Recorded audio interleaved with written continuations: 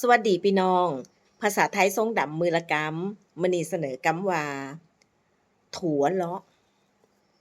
ถัวเลาะถัวเลาะภาษาไทยเรียกว่าถั่วลิสงถั่วลิสงถั่วเลาะเนี่ยแจ๊บแจ๊บซะ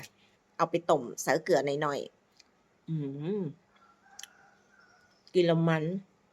กินแล้วจะยังบ่ไหลเรียกว่าบักก๋วยคนไทยซะเอิ้นถั่วลิสงกินแล้วยังบ่ไหลกินโชว์เลย กินโชว์เลย อืมเนื้อแน่น